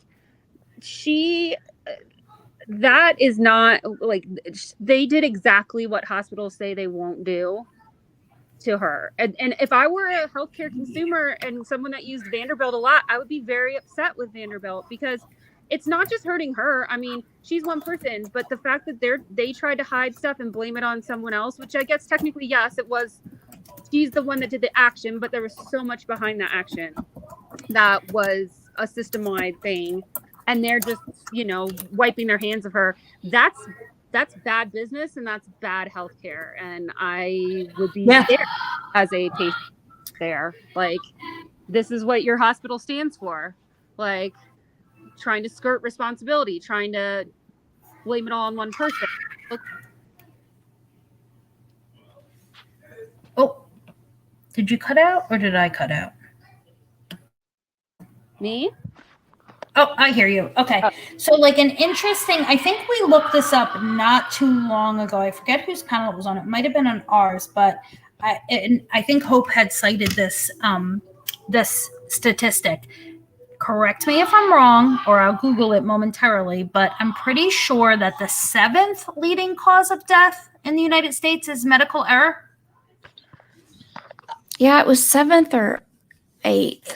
Yeah, something 7th or 8th. I mean, it happens every day, and this is just, I don't know. It certainly leaves any of us working in this world, so to speak. It's very uncomfortable. It does, and like you said, it creates an environment of fear, because I think the biggest thing that kind of stuck out to me, or what I think about often, is just the amount of nurses that are not going to report when a mistake has been made, even if it's something that can be easily corrected. And I hate to think that way, but people do things out of fear, right? When you're afraid, you make poor decisions sometimes. And I think when this sort of fear is now been, put upon the nursing profession, it's a recipe for disaster, basically. Like, it really is. Mm-hmm. Yeah. And they're certainly, it's scary, and it's like if you can get away with not, because again, we're talking, there's so many instances where something almost happened or something maybe Yep. happened, and it could have led to this, it just didn't. And then, you know, they're like, tell us, we want a culture of safety, but then nothing gets reported. And so, you know, a good hospital system, I will say I've only worked for a few hospital systems, but I really think for the most part they've been good systems that seem to do what they say usually. Okay. No, Mm-hmm. but like a good hospital system will take these reports and not be punitive, but be people that they were reported, and, you know, make things safer from there so that we prevent stuff Of like course. I mean, use these instances as a, you know, not to say it again, but like as a teaching moment to say, okay, this happened because of this. What could we do better next time? How can we prevent this? And, you know, to protect the patients, but as well as the staff. We have to, I mean, oh, she must have just felt so betrayed. Like, that's the one thing that I think of is like how betrayed she must have felt by the people that she's given so much time to, right? Like her career to. And Vanderbilt is no like little rinky dink, you know, hospital system. Isn't it, Hope, one of like the biggest and most has a very good reputation and such? My son actually had surgery there in 2018 for his tibia fracture. And it was a mess. When he was actually in surgery asleep, they brought the consent down to me because the first one I signed was incorrect. So he was already in the operating suite under anesthesia when they brought the consent down for me to sign. That's crazy. And it's not a poor hospital either. I'm sure they have a huge endowment. Yeah. And, you know, lots of money because it's connected to a university. So that, of course, should just, by its nature, should make it one that has a better reputation. Absolutely. I remember reading when this first happened, one thing that stood out to me, a particular instance was in Vanderbilt, same hospital. Surgeon removed the wrong kidney. Now, as we all know what goes on in the OR, like how many checks. I mean, the patient's awake when you do the first check. I mean, it is the markers and okay, we know all this, right? But anyway, the surgeon removed the wrong kidney. The patient ended up with no functioning kidneys at that point, was on dialysis and died eventually as a result of this mistake. Nothing happened. That physician, that surgeon, certainly wasn't criminally prosecuted, didn't lose his license, and didn't even lose his privileges. He wasn't suspended. There was no well, there might have been an internal investigation, you know what I mean? But what makes that any different than this? Well, listen to this too. There was you just reminded me of something at a hospital near me. It's actually the hospital I gave birth at with both my kids, but I've never worked there. There was an anesthesiologist who was messing around with all these post-op alarms, like he was playing with or turning them or something. And the nurse, I think the charge nurse in the PACU, came in and said, like, what are you doing? Please don't mess with these alarms. And he turned around and started strangling her. An anesthesiologist to the nurse. And oh my God. I'm trying to find the article on it. So he wasn't even like fired or something. Like he ended up, hold on, here it is. They probably gave him the option to resign with some sort of package. He did. He resigned. So he was a veteran Colorado. He eventually got charged with felony assault, but he choked her. He choked her into unconsciousness. Oh my God. And it happened, I'm not sure what year, but it says, according to police and witnesses, Ryan, who worked for an outside anesthesiology group, was making rounds in the recovery room and turning off vital sign machines in patient bays due to their constant beeping. And then it's funny, he said he was doing it due to alarm fatigue. Okay, whatever. Oh, interesting. Said, imagine a nurse did that. And then Nurse Beth, her last name looks like it's spelled douche. I hope it's not pronounced like that. Dutch, maybe. It's like... Bless her heart. I know. She said, told him not to turn off the machines. And Then he started strangling her, grabbed her by the throat, squeezed it. She couldn't breathe, and she started passing out. And then it took, like, if I remember correctly, it says he was escorted off the property after the incident, and his privileges to practice at the hospital were immediately suspended. Suspended. Yes. And then he didn't get charged, and he retired right after that. And Yeah, then it so- took a while for him to even be charged. Yeah, I mean, it's insane. We could do a whole nother panel on like the power dynamic, nurse physician in that environment. And like, I think it's probably improved. Well, I don't know, because I work closely, but with only a very specific group of physicians. And it's certainly not like on the floor where there's a lot more pressure and stuff. But I mean, I have witnessed definite abuse, maybe not physical, but verbal abuse. I mean, I did we used to call them ICP things on a physician once, because he had me in tears, like for no reason. It wasn't like anything bad happened. It was just the way he treated the staff. Like he treated all nurses that way, but nothing happened. I mean, he still came, worked, had a practice, came in, saw his patients, nothing other than my nurse manager, if I remember correctly, just being like, it's okay. That's how he treats everybody. Don't take it personal. It was like one of those. And it's like, what? Right. Like, you're kidding me, right? I mean, never mind the other shenanigans. I mean, some of it, is what it is. I probably wouldn't. We had a but neurosurgeon. Yeah, we had a neurosurgeon that would be literally operating on someone's spine and throwing surgical instruments across the room, cussing people out. We used to have to lock the surgery room doors because he didn't want anybody going in and out. You couldn't take a break while you were in one of his cases. It was horrible. Yeah. And that was that type of behavior where these doctors would control the environment so much was allowed. I don't know if that still happens to today, because I feel like things are different, but in Kentucky it does. Where I have worked, especially where I work now, I think for the most part it doesn't happen, especially in the ER. ER doctors are like generally really cool because they kind of have to be. And there's hierarchy among doctors too, which I've learned. Sure. Where certain surgeons think they're the top, and then your family is at the bottom and they get paid the least. Yep. And then ER, Yep. they sometimes get snapped at by specialists. But at least where I've worked, it's mostly like, if a doctor is, verbally abusive to you, they want you to report it. Now, I don't know what ends up happening. I'm sure they're, the head of their practice, because a lot of times the doctors aren't employees of the hospital.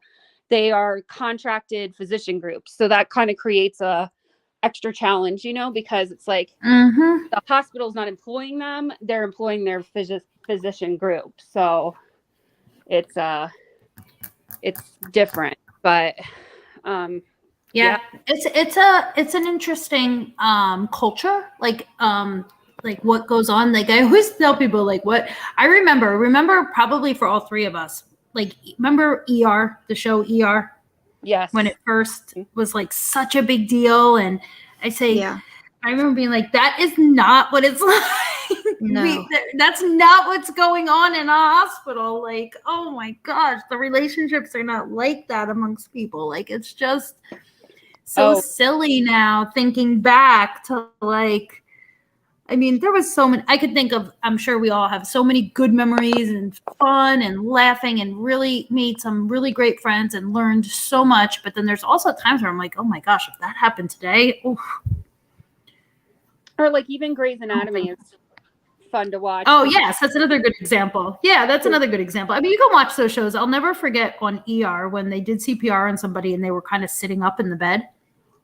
I was just, I don't know if I was a new nurse or nursing school, but I remember that standing out to me, and I think about it to this day, and I'm like, they didn't have the patient even flat.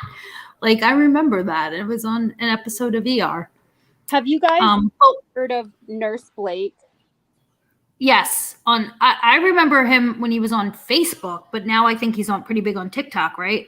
He is, and he does I'll have to. In fact, as like a palate cleanser from this serious conversation, there is one that he does that is so funny, where he's like how TV doctors like he does like a reenactment of it. Let me see if I can find it. Hold on. He's done a couple. There's one in particular that I could watch it a million times and laugh. Nurse Blake. Hold on. Hospital or TV doctor. There's medical Y'all TV shows remember- Eli. That's one of them. Okay, used to yes, have that to one. call- Watch that one. And there's Okay. two, actually. There's part 1 and part 2. Play the one. Yep. The type medical TV shows be like, I think it is so funny. Here, I'll put it on real quick. Hopefully you don't get, I don't think it would cause any sort of. I don't think there's any. There's just a few of us here. I'm not worried about it. Copyright. Well, hey, we're nurse. I put my He's very I supportive. put my my little. Oh gosh, I don't know if it's gonna work again because if it's on YouTube, I don't know. Hold on. Can you guys see him? Yeah, Or it's no? kind of small though. Let's see if it will work. When I hit the play button, it opens a new window, and then let's see if it works. We'll just try it real quick.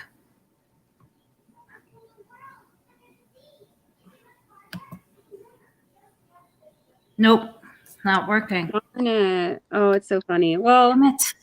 you guys can look it up on your own, but he's just so. Yeah, his- I'll definitely watch it. Hold on, let me try to. Do y'all Let me remember pause them. back when the written order days, we had to call anytime a patient was admitted, you had to call the doctor no matter what time it was and read off their home medication list to continue the medications. Did y'all have to do that? I never had to do that. Thankfully, that sounds awful. It What was it? Hope I and missed you it. I'm got sorry. and you got cussed. Got to do what?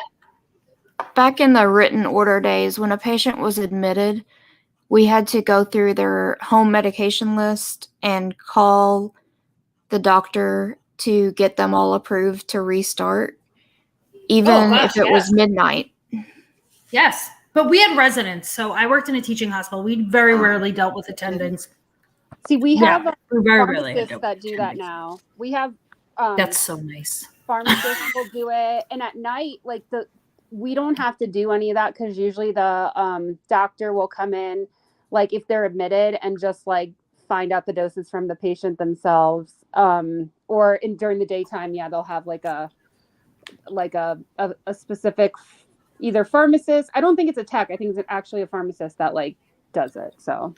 Oh my God, 3-boy mom. That's so funny.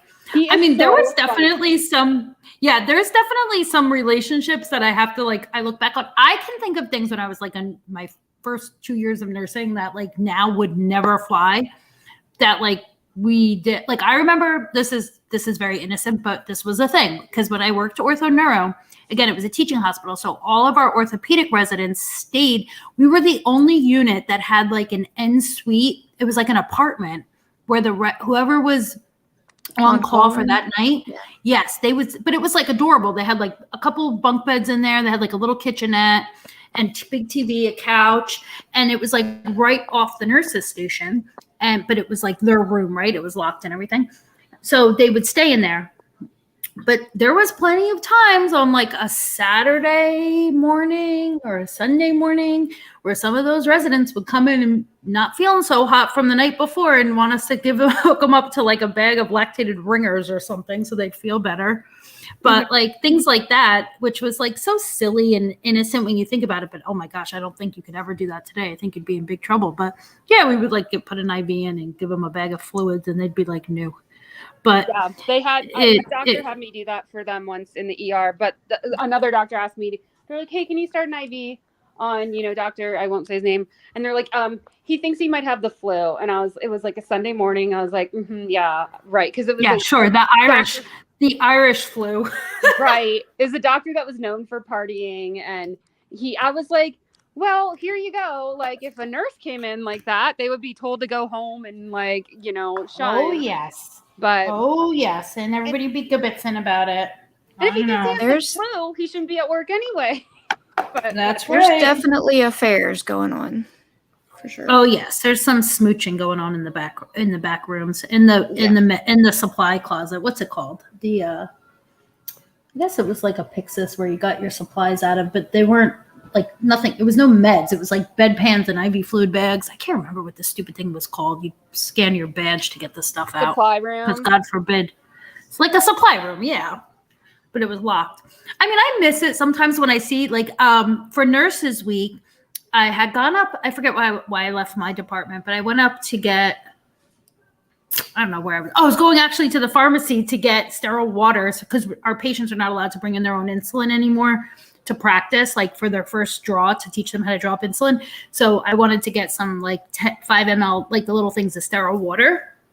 So anyway, but it was Nurses Week. So they had like this uniform company set up that was like selling like, uniforms, and they do all the embroidery because everything has to be embroidered now. And they had like all these really nice clogs that were like all these funky colors and all the accoutrements. And I was like, oh man, I did get a jacket, like the softer sports jackets, because I hate wearing my lab coat anymore. It's just too hot and bothersome.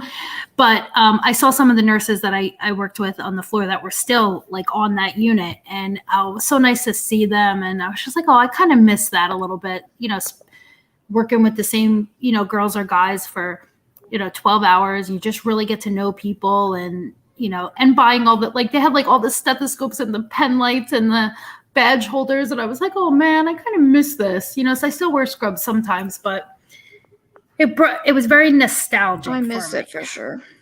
Yeah, scrubs. I know you miss it. That's one thing that, I mean, I love scrubs. I think that's one of the greatest perks of bedside nursing is what you get to wear. Oh my God. I was like, my rule with my department, like when, like, because being like the coordinator. So even for the dietitians, I'm like, listen, everybody can wear scrubs because if I'm wearing, like, there was days I would dress up and all that, but I usually wear scrubs. So I'm like, I just make it that I don't care. Social workers, you can wear scrubs. Dietitians, you can wear scrubs. Everybody can wear scrubs. I love it. Well, because I know. still around like yucky stuff, and they want it to be like, it's what hospitals have worked in, say like, I don't want to hear anyone say it's not my job. Like they want everyone to answer call lights and help out and turn patients if needed. So I mean, especially if they are a nurse, an admin nurse, still. We had one that would come in, one of the admins, she doesn't work there anymore, but she was great. Like she would come in and pass meds if it was super duper busy, even though she was like CNO. So yeah. Did you guys have the vending machine with like the OR scrubs in it? Is that how you're like, it was like a vending machine. You'd like swipe your badge, pick the size, and then it would spit out the OR scrubs?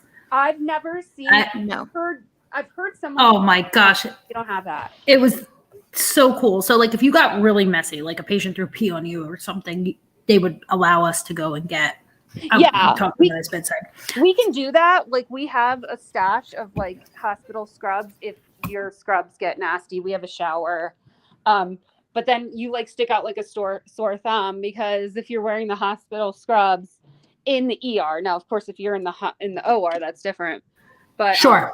It's like, okay, who puked on you? What happened? Yep. Yeah. Oh, good old days. Yeah. I wouldn't change it for anything. Hospice nursing, that was the most rewarding job. And like I see people today still that will recognize me from being their hospice nurse 10 years ago. Because it's such a bonding thing. I miss that so much. Right. Oh, I bet. Because I mean, you're there for people when they, like, that's one of the most vulnerable times, not just the patient, of course, but the family, because it's so horrifying and scary, and there's a lot of potential for panic, and you're just there to really guide them through something that could be really traumatic. and it often is, but a lot of times, I mean, at least when I've done comfort care, which I know is not the same thing that you do, because hospice is not just the day they die, but still, like, these families that are like in, I hate to say happy tears, but they're just like, that was so peaceful. That was like exactly how I Yeah. pictured mom going, or, you know, stuff like that, where it really touches them, that they didn't, you know, that it was just, it's hard to put it in words. So many spots in nursing, people don't realize nurses aren't, you don't always get this warm greeting when you walk in a patient's room. Like, it's not, I don't know how to explain it. You're not always looked forward to. Oh, sure. Exactly. I don't You're know. not always happy. The patient's not always happy to see you. I mean, they know, Yeah. you know, but I will say, like, for my mom, when my mom was home on hospice, like, we were very fortunate. We were able to bring her home. And her palliative care doctor, I was very blessed because she's a friend of mine to this day. We worked together a long time ago. And we actually shared office space. Like, she was across the hall from me in my office space in the hospital. And she did pal care. So she was my mom's doc, and she like organized the hospice team for me and everything. And she came to the house too with my mom's pain pumps. But they were just, oh my God, it was a game changer. Not for me. I would have, I mean, yes, for me, of course, I need them too. But what I saw, they were able, like with my dad and my sister, who were struggling so much with what was happening, I couldn't imagine them not being there. I just couldn't, because they had such an impact. And this is totally off topic, but I think I've told you this. When my son had his wreck, and I got to the scene of the accident, actually, before the ambulances got there, and I walked up, and my son, I let him express himself. So he's got some piercings, tattoos, long hair. And I walk up, and this woman is laying in the grass with my son's head in her lap, comforting him. And I thought, she looks familiar. And she stood up, and she was like, "Hey, you took care of my mom when you did hospice." And it was the weirdest. Oh my gosh. That gave me chills. I remember you did tell me this, and that's like really the universe kind of working in a mysterious way, right? Because it was like you were there for that family in their time of need, and now here's this woman at like the scariest moment in your life, whatever her role was, but she was there. Like, I don't want to say like returning the favor, but like unintentionally returning the favor, if that makes sense. Well, yeah, and I had gotten that family because they had fired their original nurse, because I was like the service recovery nurse, and it was a difficult family. It was a difficult death. I felt like I didn't do everything right. You know, it was just one of those things. They were very nice to me. But when I walked up, you know, not a lot of people are going to sit with this teenager covered in blood and have them in their lap comforting them, you know. Of course not. It was just the strangest and most amazing thing to walk up to. Yeah. I mean, don't you think the world is like, I feel like now, and this is like kind of unrelated to anything about nursing and such, but it's almost like people would pull out their cell phone and record that. Like, let's just use your son's wreck for an example. Like, pull out their cell phones and record what's happening before getting down on the ground and seeing if everything's okay. I'm not even saying comforting, like that's next level, but to even just check. Like, I feel like we live in a world now where like somebody would do that first. Like, not us, I don't think any of us, but I wouldn't, like, I don't even know if it would surprise me, like, to walk upon that and be like, hey, nobody's going to help. Nobody's going to like just check. I'm not saying you got to do CPR. I'm not saying you got to do anything, but like, no, but they're recording. Got the damn phone out. Yeah. It's just, that's just how we live now, I guess. I hope. Oh, go ahead.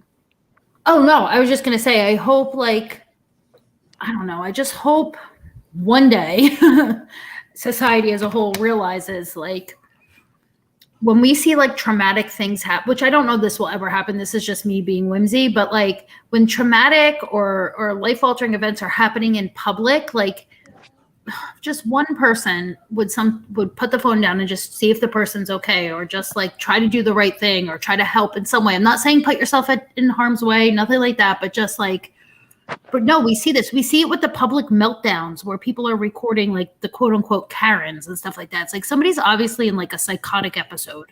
Like you're humiliating them, recording them rather than like calling for help. You know what I mean? That drives me crazy. Like The whole word care. I hate when people call other people Karens. It's just like, I know, driven me nuts lately, because it's like, you know what?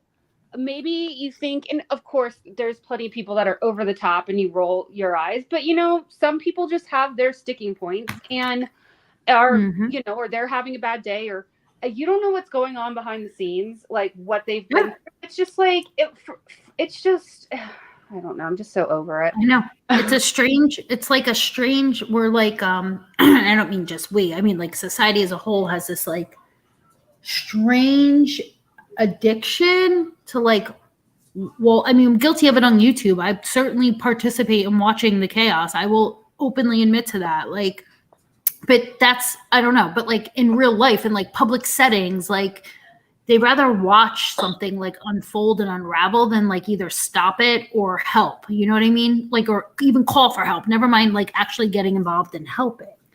It's just, Yeah.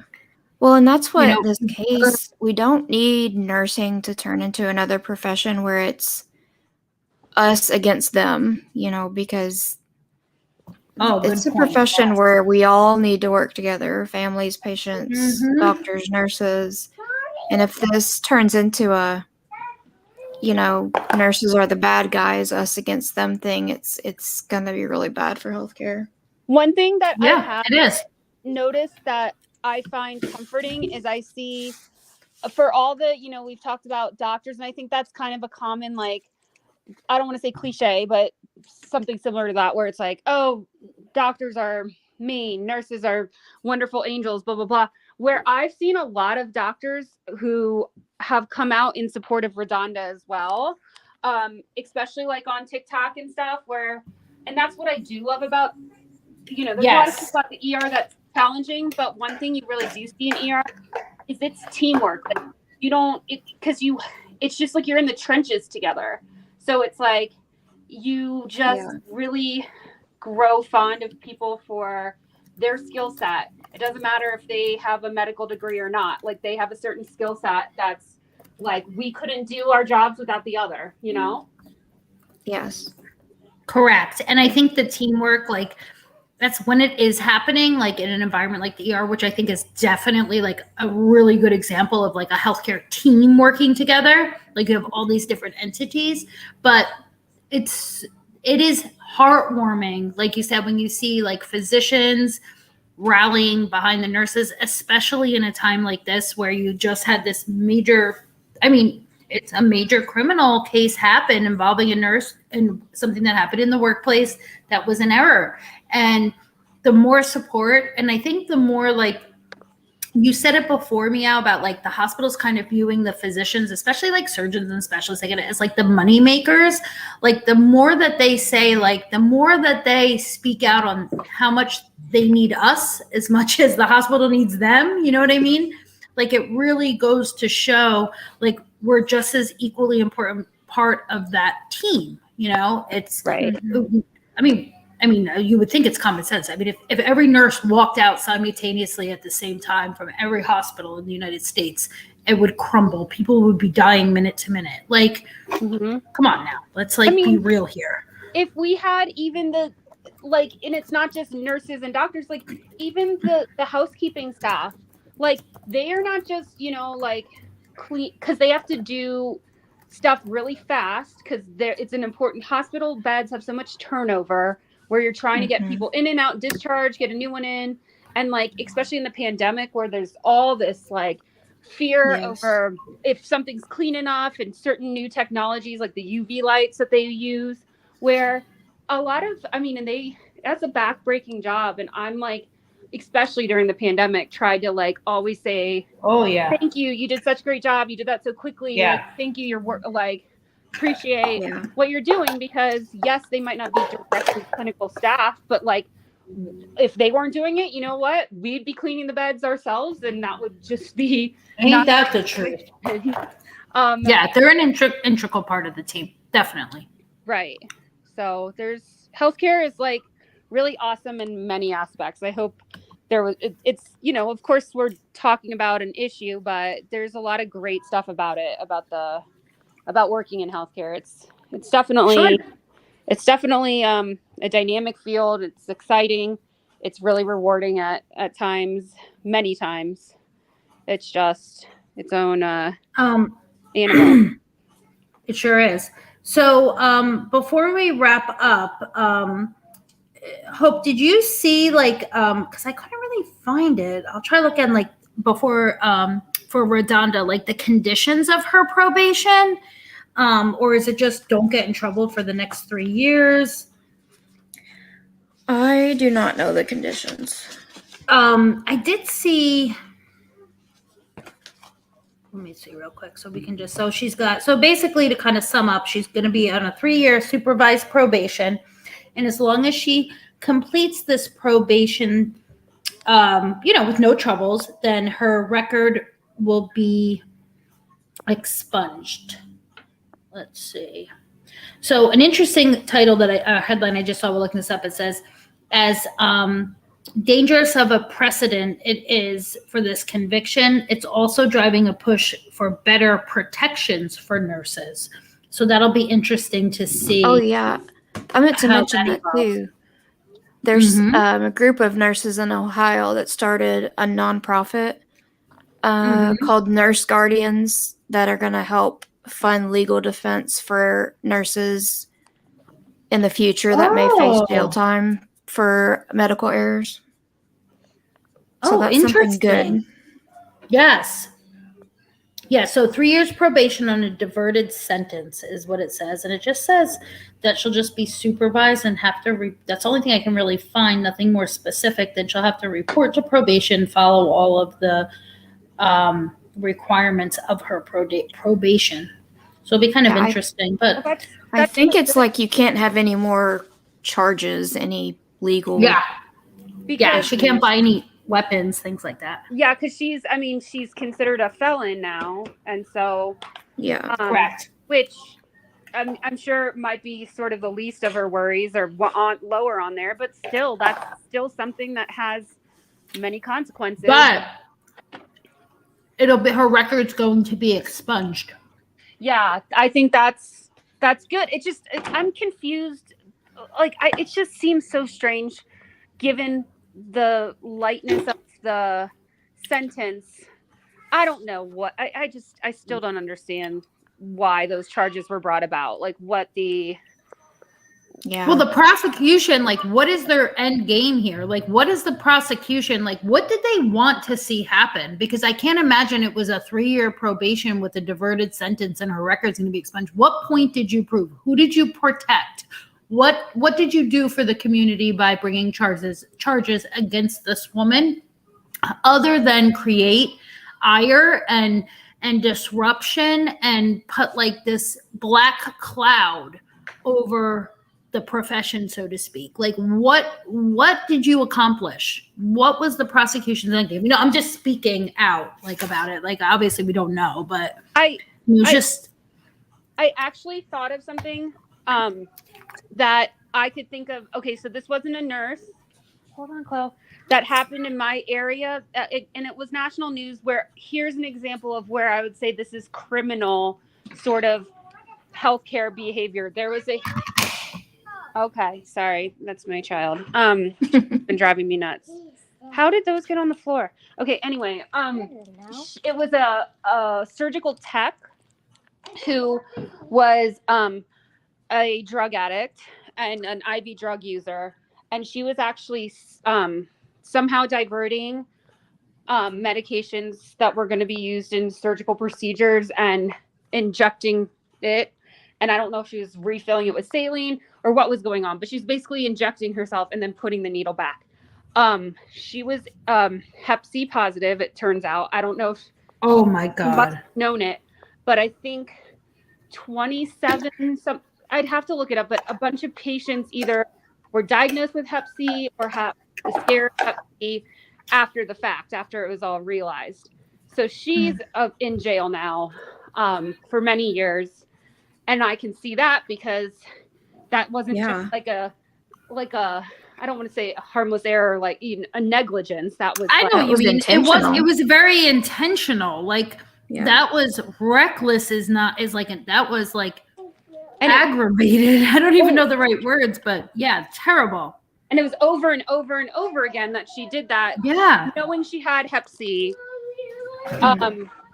Not, and also of course stealing medications from patients and possibly interfering with, their. I mean, and you're if you're swapping the drug for saline or whatever, now you're also creating like, just the chain reaction from that of people or other nurses, doctors prescribing, the patient getting the medications ineffective. Like, you know what I mean? Like the snowball effect. We What a had a nice- surgeon here doing that with pain pumps. It was a neurosurgeon. He was filling their pain pumps with saline and pocketing the morphine and Dilaudid. Oh my God. I mean, the patients must have been in excruciating pain. Yes. Yeah, and then they're looked at as like seekers or something, like, Yes. you just got all this medication. Why are you not having relief? We're not giving you more. Exactly. Oh, what a horrible, horrible scenario. And he's working again. He got Oh God. his license suspended for, I can't remember the number of years, and had to attend NA meetings. And now he's working again. It's terrible. I mean, When I was a new nurse, my preceptor, I'll never forget this. Like my very first day at work, like, you get your preceptor. Like I'd never worked as a nurse before. This was my very first nursing job. After however many weeks, I was more savvy and she was diverting narcotics. She got caught. And I had witnessed some of her wastes. And like, I really thought like I was doing everything to the T, you know what I mean? But she was just so good. Like, do you remember when the morphine, like, because we had a lot of sickle cell patients on my floor, because it was a clean unit and it was a lot of pain management. So it just kind of made sense that the sickle cell kids would come. Well, they were, 18 and over. It was an adult unit. So these patients often were on like either Dilaudid or morphine every 2 hours, every 3 hours, every 4 hours. And they were standing orders. They were not PRN a lot of the time. So I think those morphine would come, it almost looked like a pen. It was like a long skinny vial. And I think there were 2 milligram doses. And a lot of the patient, let's just say a patient was to get 3 milligrams. So then obviously she'd have to waste a milligram. yes, we But she still was, use those. yes, she was so good at like tricking me, I guess. And plus I was new, but then like it was a couple weeks into my preceptorship, like she was nodding out at the desk, and like literally within the same shift, the nurse manager called me to the office and explained to me what was going on, and like of course asked me all these questions because she's like, well, you were witnessing her waste. And I'm like, well, it looked like she was wasting, and I don't know what kind of magic she was doing, but I thought she was wasting it. But yeah, it was really bad. But I think bad situation for you. yeah, it was terrifying. It was so upsetting. I mean, I learned from it, of course, and then I was like even more diligent about witnessing waste.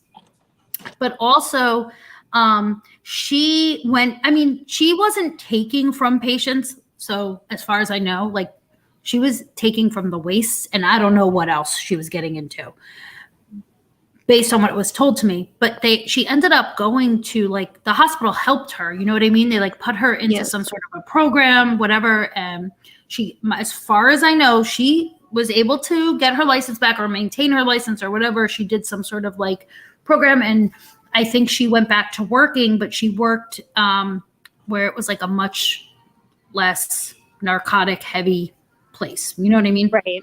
Yeah. But she, I think she ended up being successful and got herself together and everything, but it was very, very sad. I mean, she was nodding out at the nurse's station. It was horrible. That is Sad. I think it happened. And it was scary. I never saw that before. Like, I never saw somebody nodding out before. Like, I saw with the patients, like especially our sickle cell patients, they would have some strange behaviors because they were getting tons of narcotics. And there was like a couple, and it was always the same patients because whatever, they would just always be readmitted. But and they would do some strange things, like in the bathroom, they would nod out on the toilet, or they'd be like standing in the middle of the room and like look like a statue because they'd be like nodded out standing up. But I never saw like a person like that I was working with or just like hanging around. Do you know what I mean? Mm-hmm. Like, this was before the OxyContin stuff became popular. Like, I just never saw anything like that. So I didn't, even the first time I saw her do it, I just assumed she fell asleep at the nurse's station, like she was tired or something. Like, it was so crazy. Oh my gosh. Oh my God. It was quite the learning experience. Yeah, I bet. Well, I'm glad that, because those programs are designed to help nurses. Yes. Not Yes. just nurses, healthcare people. Like, Yep. again, that's recognizing we're all human, and Yep. people, addiction's a big issue in our country. It is. No one's immune. And it's a big issue in healthcare. Right. Mhm. Exactly. Mm-hmm. Sure is. All right, ladies, I do have to jump down because, of course, CJ fell asleep, and I can't let her sleep any longer because it's already 5:30. So Yep, I it's have dinner to try time. It This was a is, great but thank you thank you so much for being here, Mia. We really Yes. appreciate it. Thanks for inviting me. I really enjoyed it. I love talking nursing. I hope that other Yes. people that are not nurses at least found most of it interesting, because Yes. whether you're a nurse or not, nursing, everyone has to deal with nurses in their lifetime. That's so. it. And hopefully people have an understanding about like why. I just hope people realize like why this was such an upsetting outcome. Not the sentencing, fine, it was the best it could have been. But just like you said, even her being charged is so. It's a big deal. It's a big deal, and it's setting a precedence that's not just going to affect nurses. Like, it's going to affect the patients. So like, if you may not be a nurse, you may have nothing to do with healthcare, but you very much so could be a patient at any time in your life. So this affects everybody. So I hope we got that message out loud and clear, and we just wish RaDonda the best of luck in her life, and hopefully she can find some sort of peace now, For sure. And I hope everyone heals from this, Yes. the family too, having to not just lose their family member, but have their family member's death be so public and such a like a hot topic. I mean, that's traumatizing as well. And I just feel like it wasn't this. I don't think that they probably found peace in it. I think it just is like I don't know. It's very. It's not justice when it's something that was truly unintentional, and someone really, again, it's very, I don't want to assume they think a certain way, but it's just got to be different. Yeah. And they had to relive it. They had to relive it all through the testimonies and the news media and stuff like that. So it's traumatizing for them too, of course. For sure. The son was very well spoken, though. He came from such, I don't know, to me, I just got this impression that he was coming from such a place of like forgiveness and healing. Like, it was very touching, if you read, you can find his statement at the sentencing. It's all over. Just Google it. Oh, yeah. But it was really, it was very touching. Awesome. All right. Happy Sunday, everybody. Yes, you too. Yes. Take care. Have a great week. Okay, you too. Talk soon. Okay, bye. Bye.